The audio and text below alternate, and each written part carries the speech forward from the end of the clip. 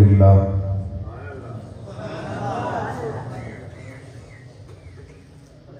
الحمد للہ رب العالمین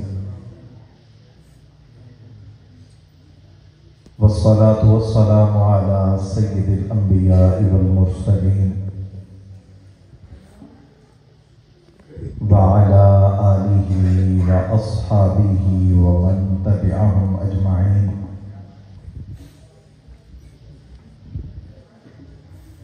اما بعد فاعوذ باللہ من الشیطان الرجیم بسم اللہ الرحمن الرحیم قال اللہ تعالی فی القرآن المجید والفرقان الحمید محمد رسول اللہ والذین معه اشداء علی الکفار رحماء بینہم قال اللہ تعالی فی مقام آخر رضی اللہ عنہم ورضوا عنہ قال النبی صلی اللہ علیہ وسلم اکرموا اصحابی فإنہم خیارکم قال النبی صلی اللہ علیہ وسلم لا تسبوا اصحابی صدق اللہ العظیم وصدق رسوله النبی الکریم ونحن على ذلك من الشاہدین والشاکرین والحمد للہ رب العالمین۔ برکت کے لیے بآواز بلند درود شریف پڑھنے کی سعادت حاصل کریں۔ اللہم صلی علی سیدنا مولانا محمد وعلی آل محمد کما صلیت علی ابراہیم وعلی آل ابراہیم انکا حمید مجید۔ اللہم بارک علی محمد وعلی آل محمد کما بارکت علی ابراہیم وعلی آل ابراہیم انکا حمید مجید۔ حضور آئے تو سر آفرینش پا گئی دنیا، حضور آئے تو سر آفرینش پا گئی دنیا، اندھیروں سے نکل کر روشنی میں آ گئی دنیا، ستے چہروں سے زنگ اترا بجھے چہروں پہ نور آیا، ستے چہروں سے زنگ اترا بجھے چہروں پہ نور آیا، حضور آئے تو انسانوں کو جینے کا شعور آیا۔ سامعین عزیز وقار، بزرگان دین، عزیزان ملت، باعزت دھرتی کے باعزت واسیوں، اسٹیج پر موجود علماء کرام اور اس جلسے کی انتظامیہ،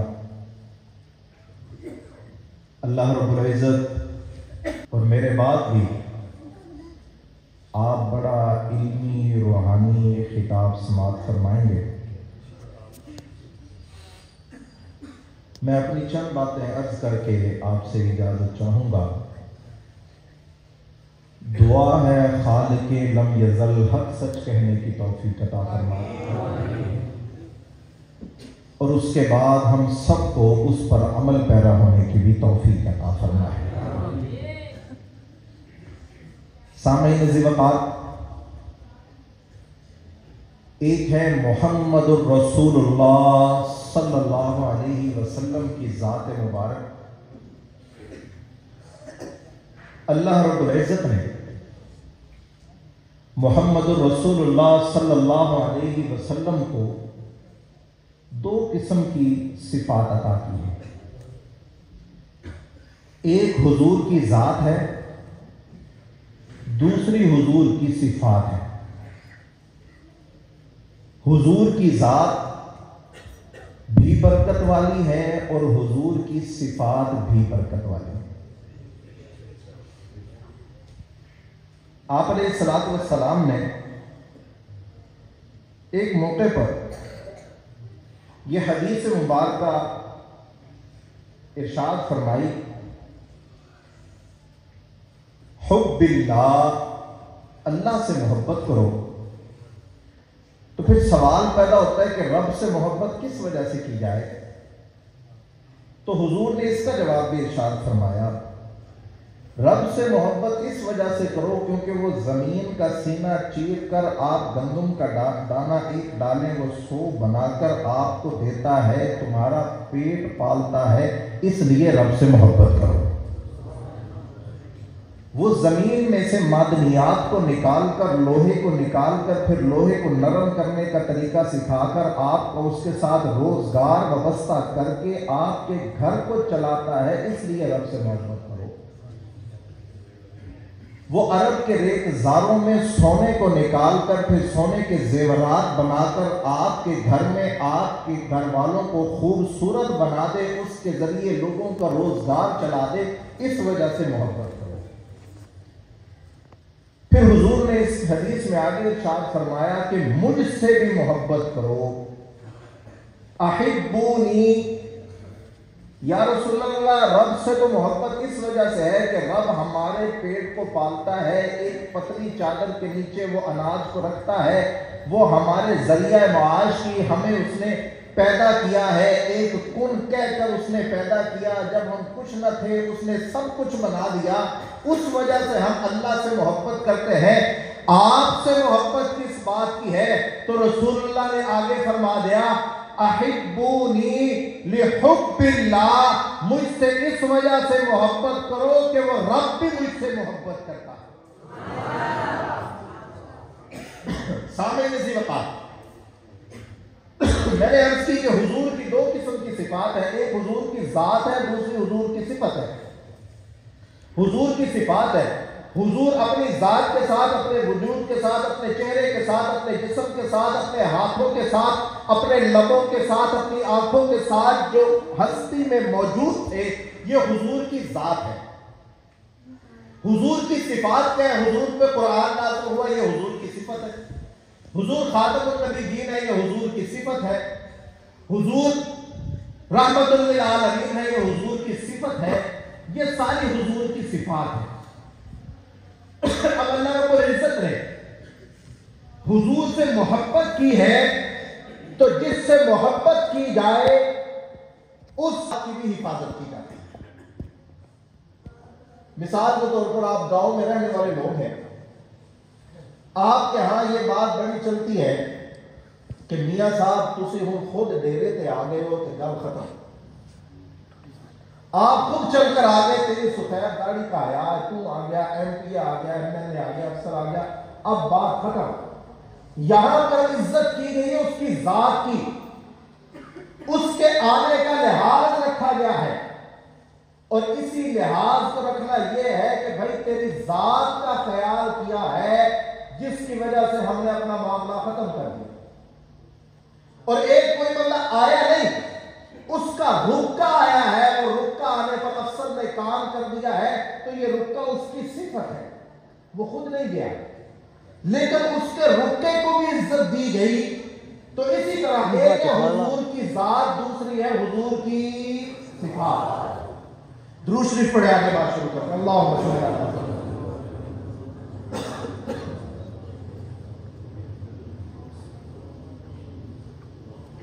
سامعین ذی وقار، آپ علیہ السلام کی ذات اور آپ علیہ السلام کی صفات، آپ علیہ السلام نے ایک رکا لکھا ہے، خط لکھا ہے، اور خط بادشاہ کے نام لکھا ہے، خط بادشاہ کے پاس پہنچا ہے۔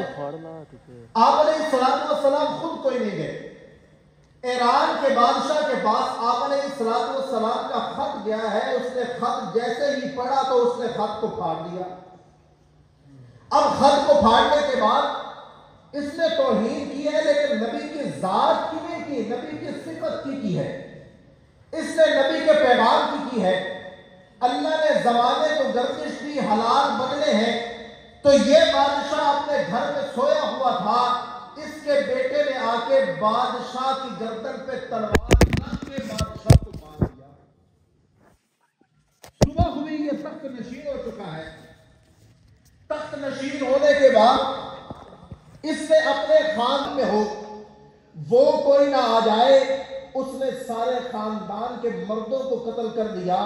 کوئی یہ کہے گا کہ اس نے قتل کیا ہے بادشاہت کی وجہ سے، میں یہ کہوں گا کہ اس کے باپ نے پیغمبر کی ایک صفت کی توہین کی تھی، رب نے پورا خاندان اجاڑ دیا۔ سامعین عزیز وقار، یہ بادشاہ اب اپنی تجوریوں کا منہ کھول کر اندر داخل ہوا اور اس نے دیکھا وہاں خزانے بھی موجود ہیں، زیورات بھی موجود ہے اور ایک دوائی بھی پڑی ہوئی ہے۔ اس دوائی کے اوپر لکھا ہے یہ انسانی اعصاب کے لیے، جسم کے لیے بڑی مفید ہے۔ اس نے وہ دوائی پی اور یہ مر گیا۔ پتا چلا کہ باپ نے پہلے سے ظاہر ملا کر رکھی ہوئی تھی کہ اگر میرے بعد بغاوت ہو تو وہ بھی زندہ نہ رہے۔ کوئی کہے گا کہ باپ مرا ہے، بیٹا مرا ہے، خاندان کے لوگ مرے ہیں بادشاہت کے لیے، میں کہتا ہوں نہیں، رب کا انتقام لینے کا طریقہ ہی جدا ہے۔ اگر رب کے نبی کی کوئی ایک صفت کی توہین کرے تو رب انتقام یوں لیتا ہے کہ اس کو بھی قتل کروا دے، اس کے اولاد کو بھی قتل کروا دے، خاندان کو بھی ختم کروا دے۔ وجہ کیا ہے کہ انہوں نے پیغمبر کی ایک صفت کی توہین کی۔ آپ آگے آئیے، علامہ ابن حجر اسقلانی رحمۃ اللہ علیہ لکھتے ہیں کہ ایک شخص نبی کی توہین کرتا رہا، حتیٰ کہ کرتا کرتا دنیا سے چلا گیا۔ دنیا میں کوئی شخص اس کو پہنچ نہ پایا، کوئی غازی اس تک نہ پہنچ پایا۔ اس کو قبر میں دفنایا گیا، جب ہٹایا گیا تو قبر نے اٹھا کے باہر پھینک دیا۔ پتہ چلے کہ نبی کی صفت کا کوئی گستاخ ہو تو قبر بھی برداشت نہیں کرتی۔ آپ آگے چلیے، ہم جب کتابیں پڑھتے ہیں تو سب سے آخری درجے میں آخری کتاب جو پڑھائی جاتی ہے اس کا نام ہے بخاری شریف۔ امام بخاری رحمۃ اللہ علیہ نے باب علامات النبویہ میں یہ بات لکھی ہے کہ ایک شخص نبی کی گستاخی کرتا رہا، گستاخی کرتے کرتے آگے بڑھ گیا، حتیٰ کہ اس کی زندگی میں کوئی غازی نہ پہنچ پایا۔ اس نے ایک تقریب کو سجائی، تقریب سج چکی ہے، اب وہ بیان میں کھڑے ہو کر نبی کی شان میں، نبی کی صفات میں گستاخیاں کر رہا ہے۔ کسی میں غیرت پیدا نہ ہوئی، کوئی مسلمان آگے نہ بڑھا، کسی میں اللہ نے غیرت کو پیدا نہ کیا۔ سننے والے کافر تھے، گستاخی کرنے والا کافر تھا، غیرت کسی میں پیدا نہ ہوئی۔ لیکن یہ نبی کی شان ہے، اللہ گستاخی برداشت کوئی نہیں کرتا۔ اللہ نے غیرت پیدا کی، ایک کتے میں غیرت کو پیدا کی، کتا اپنی جگہ سے اٹھا، گستاخ کی گردن سے پکڑا، تب جا کی جان چھوڑی۔ جب گستاخ کی روح جسم سے علیحدہ ہو چکی تھی، پتا چلا ہے نبی کا گستاخ ہو، بادشاہ ہو، رب تخت پہ قتل کروا دیتا ہے۔ نبی کا گستاخ ہو، دنیا میں کوئی نہ پہنچے، رب قبر میں رہنے کوئی نہیں دیتا۔ نبی کا گستاخ ہو، بولتا رہے، انسان کوئی آئے، رب کتے کے ذریعے گستاخ کو انجام تک پہنچاتا ہے۔ پتا چل گیا گستاخ نبی کا ہو، رب انتقام خود لیا کرتا ہے۔ رب انتقام سامعین عزیز وقار، یہ تھی نبی کی صفت کہ کسی نے نبی کا رکا پھاڑا اور اللہ نے انتقام لیا، کسی نے گستاخی کی، اللہ نے انتقام لیا۔ آپ بتائیے کہ اگر ایک علاقے کے نمبردار نے اپنا رکا لکھا دوسرے افسر کو کہ اس کا کام کر دو، اس نے رکا پھاڑ دیا، یہ بڑی گستاخی ہے؟ یا اس نمبردار کو کسی نے تھپڑ مارا تو تھپڑ مارنا بڑی گستاخی ہے؟ یقیناً تھپڑ مارنا بڑی گستاخی ہے کہ پہلے بات نبی کے رکے کی تھی، پہلے بات پیغام کی تھی، پہلے بات نبی کی ذات کی ہے. سامنے ایسی وقت آپ کے سامنے یہ منظر لانا چاہتا ہوں. آپ علیہ الصلوۃ والسلام مکہ کی گلیوں میں نکلے. آپ علیہ الصلوۃ والسلام کو پتھر مارا جائے. آپ علیہ الصلوۃ والسلام مکہ کے بازاروں میں نکلے. آپ پر خاک ڈالی جائے. آگے بڑھتے بڑھتے سلسلہ بڑھتا گیا. آپ علیہ الصلوۃ والسلام بیت اللہ کے سامنے ہیں. بیت اللہ سے عظیم دنیا میں جگہ کوئی نہیں. بیت اللہ سے معزز دنیا میں جگہ کوئی نہیں. یہ جو پہنچا ہے اس سے معزز ہستی کوئی نہیں. بیت اللہ کے سامنے نبی اللہ پر ابو جہل اوجڑی لا کے پھینک دے. سلسلہ آگے بڑھتا گیا. آپ علیہ الصلوۃ والسلام کی گردن میں کپڑے کو ڈال کر کپڑے کو دبایا جائے. آپ علیہ الصلوۃ والسلام کا چہرہ زرد ہو جائے. آپ علیہ الصلوۃ والسلام کے سر پر تشدد کیا جائے. آپ کا سر سے خون نکلنا شروع ہو جائے. آپ علیہ الصلوۃ والسلام کے چہرے پہ تشدد کیا جائے. آپ کے چہرے سے خون نکلنا شروع ہو جائے. ربا بتا تو صحیح یہ تیرا وہی نبی ہے جس کے رکے کو بادشاہ نے پھاڑا تھا. تو نے نسل اجاڑ کے رکھ لی. ربا بیت اللہ کے سامنے ہے. یہ نبی اللہ ہے. ربا تو کرے گا کیا؟ سمجھا تو صحیح بات تیرے نبی کی ہو. تجھے غیرت آ جائے. قبر کو غیرت آ جائے. بات نبی کی عزت کی ہو. کتوں میں غیرت آ جائے. اب تو بات نبی کی ذات کی ہے. سامنے بیت اللہ ہے. یہ نبی اللہ ہے. نبی اللہ پہ تشدد ہو. پتھر پڑے. اوجڑی پھینکی جائے. گلے میں کپڑے ڈالے جائے. ربا بتا تو صحیح تو کرے گا کیا؟ نبی کو بچائے گا کیسے؟ آئے گا کون؟ نبی کا دفاع کرے گا کون؟ ساتھ کون دے گا؟ نبی کو بچائے گا کون؟ رب نے کہا پہلے نظارے اور تھے اب نظارے اور ہیں. پہلے بچانے کے لیے انسان آتے رہے. اب بات نبی کی ذات کی ہے. نبی کے جسم کی ہے. اب بچانے کے لیے ابو بکر صدیق آئے. نعرہ تکبیر. شان صحابہ. عظمت صحابہ. مقام صحابہ. پیغام صحابہ. سر تکت سر بلند. سر تکت سر بلند. امن کے دائی امن پسند. نعرہ تکبیر. جب تک بات نبی کی صفات کی تھی اللہ انتظام کرتا رہا. جب بات نبی کی ذات کی آئی تو نبی کی ذات کے لیے بھی رب نے انتخاب ابو بکر صدیق کا کیا. جب بات نبی کے دفاع کی آئی حضرت علی کوفہ کی مسجد میں منبر پر بیٹھے ہوئے ہیں اور لوگوں سے پوچھا بتاؤ لوگوں بہادر کون ہے؟ بہادر کون ہے؟ تو لوگوں نے کہا جی آپ بہادر ہیں. فاتح خیبر آپ ہیں. نبی جس کی آنکھوں پہ اپنا لب لگائیں اور پھر وہ فتح کا جھنڈے گاڑ دیں وہ آپ ہیں. نبی جس کے ہاتھ میں جھنڈا دے اور کہیں کہ فتح اسی کو ہوگی جس کو میں جھنڈا دوں گا وہ آپ ہیں. آپ جب آگے بڑھے اور کافر دو ٹکڑوں میں بٹ جائے تو وہ آپ ہیں. بہادر تو آپ ہیں. تو حضرت علی کوفہ کے منبر پر کھڑے ہو کے کہتے ہیں کہ علی بہادر نہیں. پھر کہتے ہیں بتائیے بہادر کون ہے؟ کہا بہادر تو ابو بکر صدیق ہے. کہتے ہیں کیسے بہادر ہے؟ علی سمجھائیے تو صحیح کون سی جنگ میں ابو بکر نے مارکا ادا کیا؟ کہا جنگ کی بات نہیں. جب بیت اللہ کے سامنے نبی کو مارا جا رہا تھا ہم دیکھ رہے تھے دفاع کیا تھا تو ابو بکر نے کیا تھا.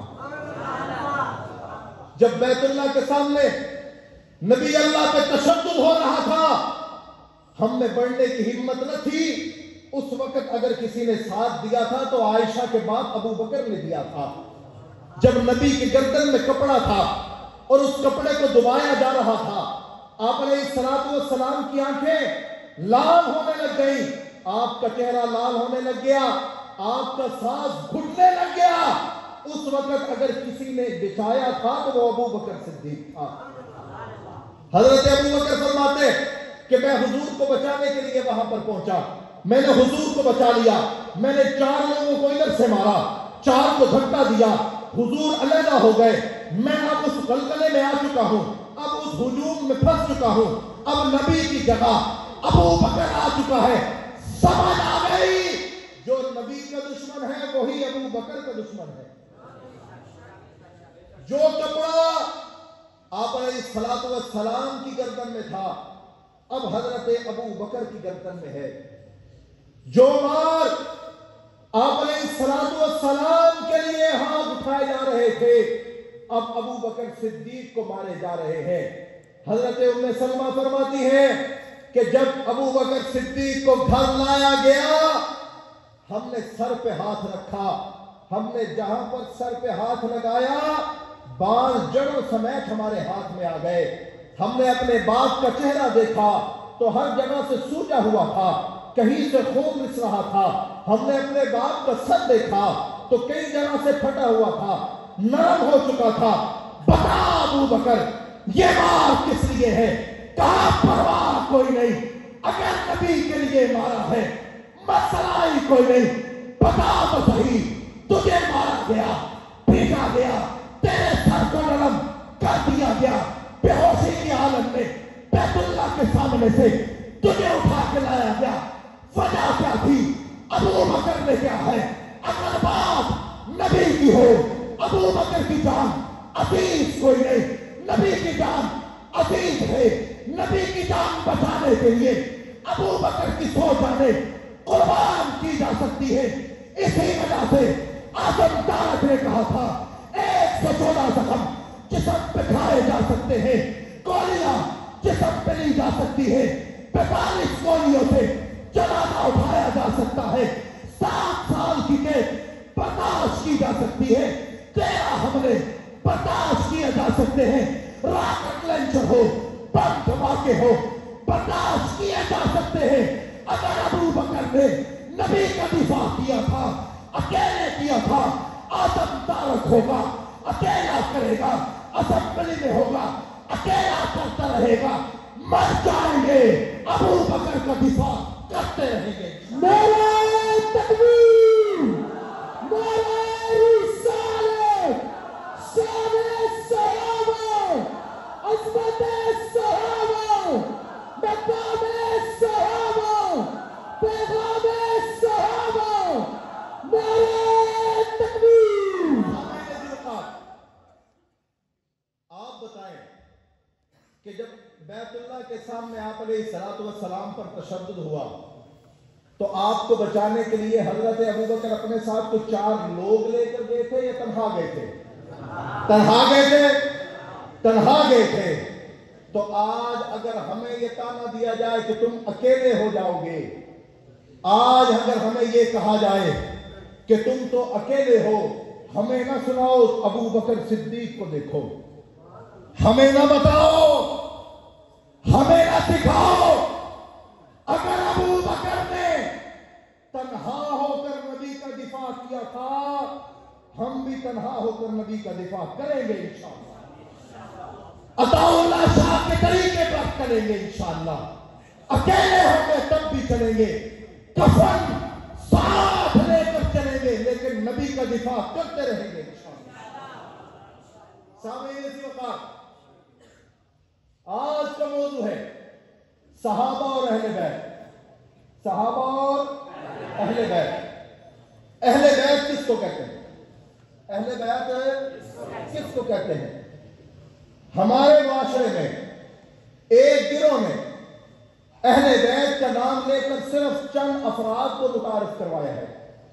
آپ علیہ الصلوۃ والسلام کو، حضرت فاطمہ الزہرا کو، حضرت علی کو، حضرت حسن کو ہمارے ذہنوں میں بٹھایا گیا ہے، جبکہ اہل بیت میں شامل کون ہوتے ہیں اور اہل بیت کی ابتدا کون ہے اور اہل بیت کہتے کس کو ہیں؟ ہم قرآن سے پوچھتے ہیں کہ قرآن بتا تو صحیح اہل بیت کون ہے؟ قرآن کہتا ہے النبی اولیٰ بالمؤمنین من انفسہم وازواجہ امہاتہم۔ ہمارے معاشرے میں اگر کسی کو گھر والا کرنا ہو، اہل بیت کا مطلب ہے گھر والا، گھر والے، اگر کسی کو گھر والا کرنا ہو اس کی شادی کر دی جاتی ہے نادرہ کے دفتر میں، اب اس کے خاندان کا ایک الگ نمبر شامل ہو جایا کرتا ہے، عورت کے شناختی کارڈ پر باپ کا نام ہٹا کر شوہر کا نام لگا دیا جاتا ہے، پتہ چل چکا ہے کہ اس کا گھرانہ، اس کے اہل بیت شروع ہو چکے ہیں، اہل بیت میں سب سے پہلے کوئی داخل ہے تو وہ نبی کے اہل بیت ہے، نبی کی ازواج ہے، نبی کی بیویاں ہیں، نبی کی 11 بیویاں نبی کے اہل بیت میں پہلے درجے پر ہیں، نبی کے اہل بیت میں دوسرا درجہ آپ علیہ الصلوۃ والسلام کی بیٹیوں کا ہے، آپ علیہ الصلوۃ والسلام کی اولاد کا ہے، اہل بیت میں تیسرا درجہ آپ علیہ الصلوۃ والسلام کی اولاد کا ہے، آپ علیہ الصلوۃ والسلام کی 11 بیویاں، آپ علیہ الصلوۃ والسلام کی 4 بیٹیاں۔ ہم نبی کی بیویوں کو بھی مانتے ہیں، بیٹیوں کو بھی مانتے ہیں، کیونکہ نبی نے کہا ہے میری بیٹی کبھی کسی کے گھر میں گئی نہیں، کسی کی بیٹی میرے گھر میں آئی نہیں جب تک جبرائیل رب کا حکم لے کر نہیں آیا۔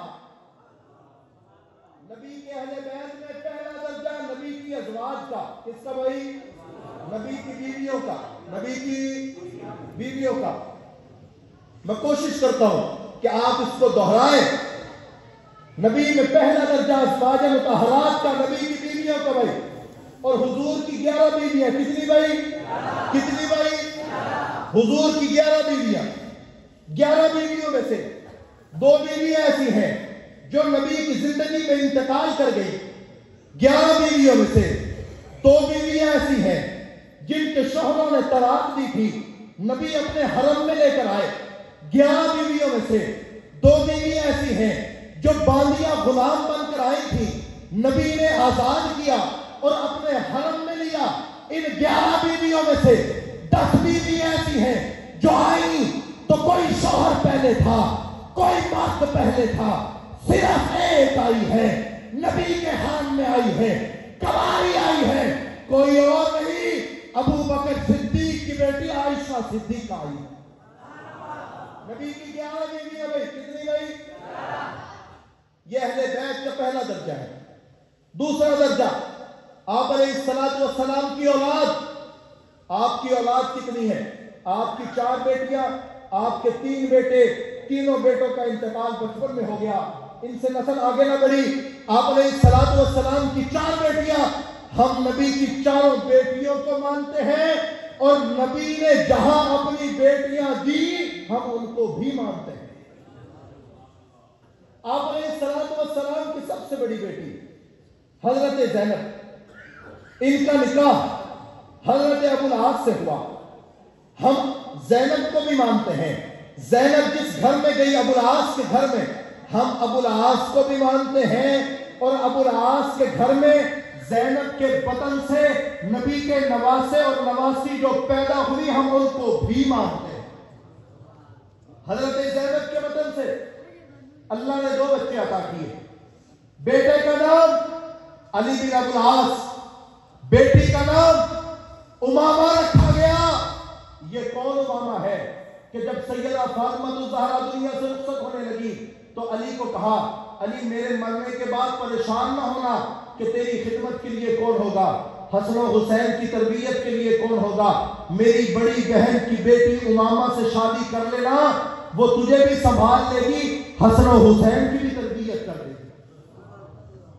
ان کا نکاح حضرت عثمان سے ہوا، اللہ نے ایک بیٹا عطا کیا، نام عبداللہ رکھا گیا۔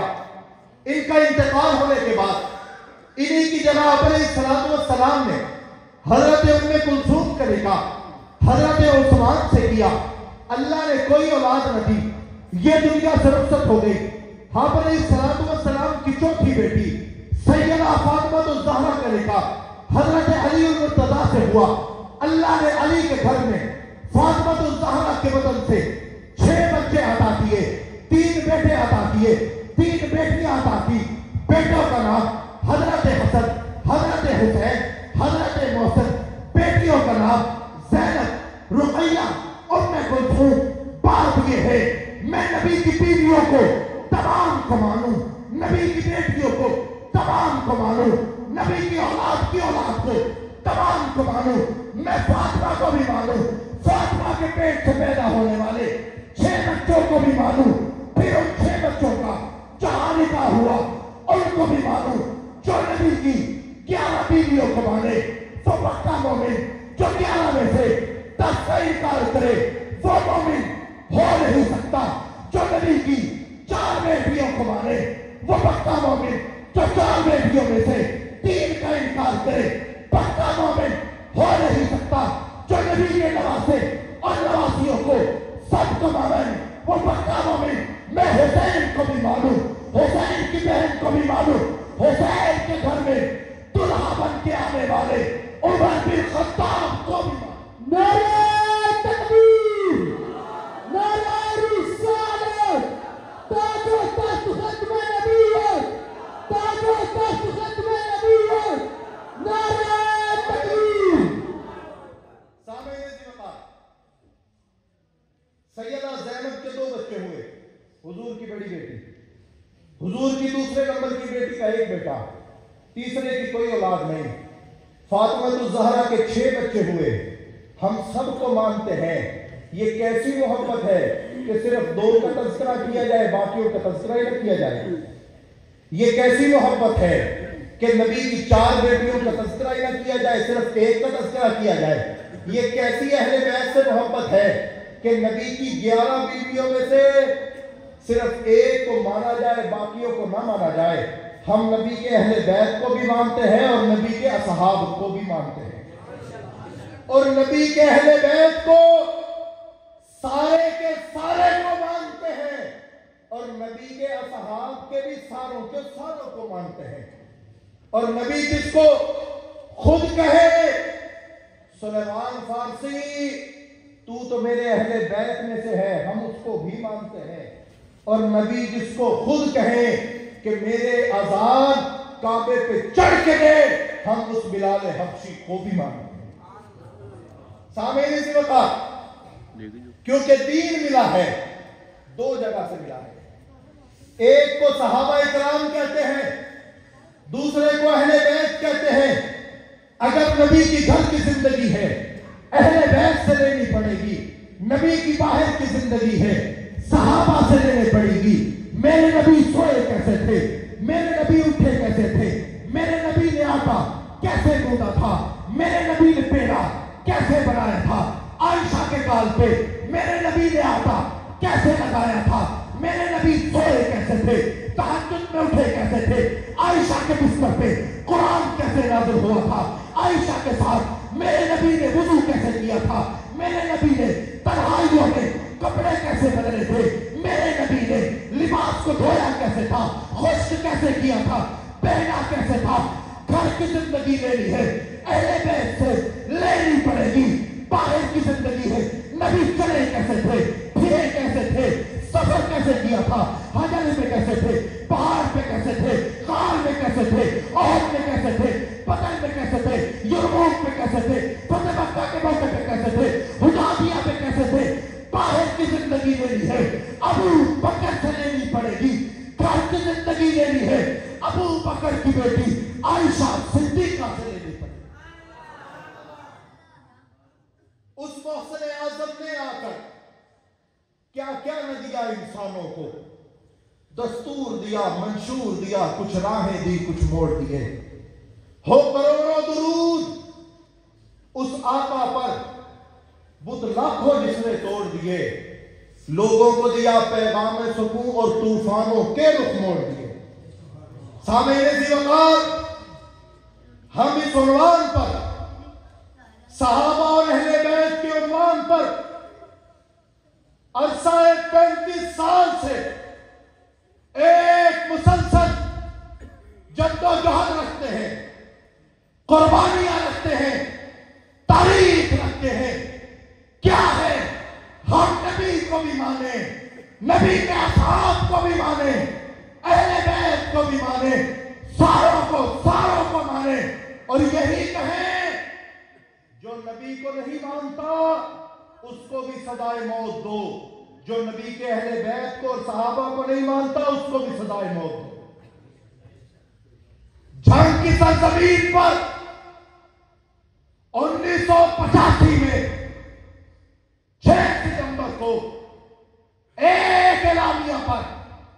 یہ بات اٹھائی گئی تھی کہ صحابہ اور اہل بیت کا دفاع ریاست کی ذمہ داری ہے، ریاست پورا کرے، قانون کے ذریعے صحابہ اور اہل بیت کا دفاع کیا جانا چاہیے، اور اس کے لیے ہم جمہوری نظام کے ہوتے ہوئے جمہوری کوشش کر رہے ہیں، اور الحمدللہ اللہ کے فضل و کرم سے جس بل کو اعظم طارق نے اسمبلی میں پیش کیا تھا ساتھ دینے والا کوئی نہ تھا، بل کے بدلے گولیوں کا تحفہ دیا جاتا تھا۔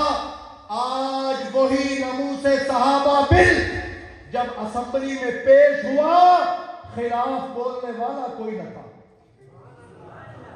آپ کہو گے کہ میں نے زمین کو کمپیوٹرائز ریزر کروایا ہے، اب پانی ایک کنارے سے دوسرے کنارے منٹوں میں جائے گا، تم یہ کہو گے ہم نے اس زمین کو خون دے کے برابر کیا ہے۔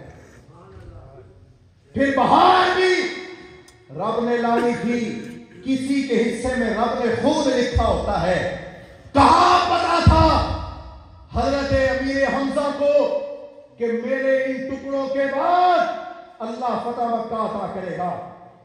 کہاں پتا تھا زنیرہ کو، کہاں پتا تھا سمیہ کو کہ میری آنکھیں میرے جسم کے دو ٹکڑے ہو جانے کے بعد اللہ فتح دے گا، خیبر فتح کرے گا؟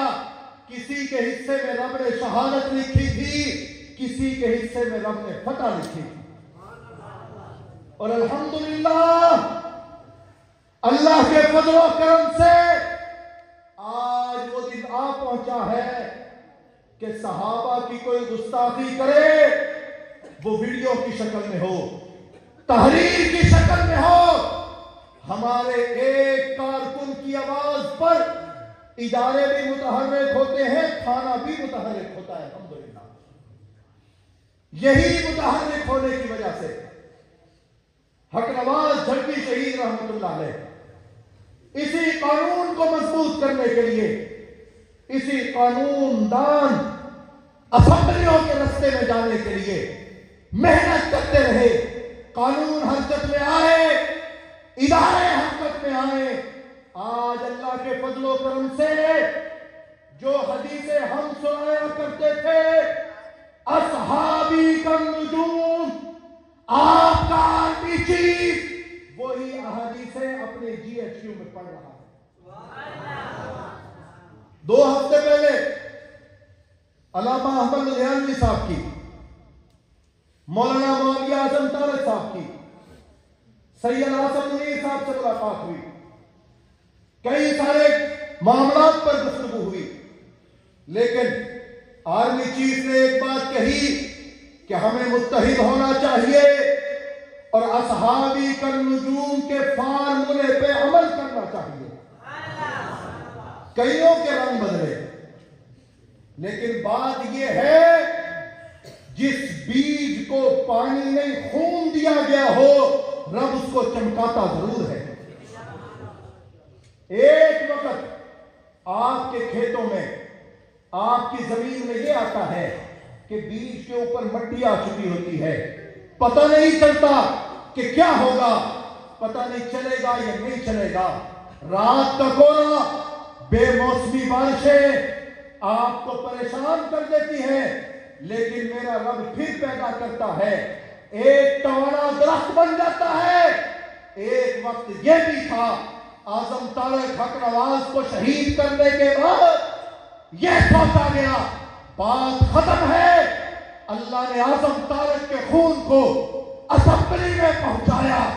پھر دیکھا لوگوں نے اسمبلی کی دیواریں ہوں یا پھر ایوان ہوں یا تھانے ہوں، ہر جگہ بات ہو رہی ہے تو ابو بکر صدیق کی ہو رہی ہے۔ اور جس درد دل کو جھنگ کی پپلیوں والی مسجد سے حق نواز کہا کرتا تھا، ربا میری آواز کو روزے تک پہنچا دے، ربا میری طرف کو عائشہ کے حجرے تک پہنچا دے۔ اللہ نے حالات پھیرے، آج مسجد نبوی کا امام ہے اور نظریہ حق نواز بیان کر رہا ہے. ملیشیا کی اسمبلی، مصر کی اسمبلی، عربی ممالک کی اسمبلی وہ یہ کہہ رہی ہے کہ جو ابو بکر کا نہیں وہ ہمارا بھی نہیں. الحمدللہ دن بدلیں گے، حالات بدلیں گے. پاکستان میں گستاخ صحابہ کے لیے عمر قید کا قانون بنے گا انشاءاللہ العزیز. آنے والے الیکشن میں آپ سے صرف اتنا ہی ہے، آپ کے دروازے پر جو آئے اس سے صرف ایک بات پوچھو، بتا رب تجھے عزت دے، تیرے لیے خرچہ کر کے ہم تیری تصویر گھر کے باہر لگائے، اگر تو اسمبلی میں پہنچ جائے ابو بکر کی بات آئے گی تو ساتھ دے گا یا نہیں؟ صرف یہ ایک سوال ہے کہ جب بات صحابہ اور اہل بیت کی آئے گی تو ساتھ کھڑا ہوگا یا نہیں کھڑا ہوگا؟ ہم بغیر روڈ کے، بغیر سڑکوں کے گزارا کر سکتے ہیں، لیکن نبی کے حرم پہ بات آئے ہم گزارا نہیں کر سکتے.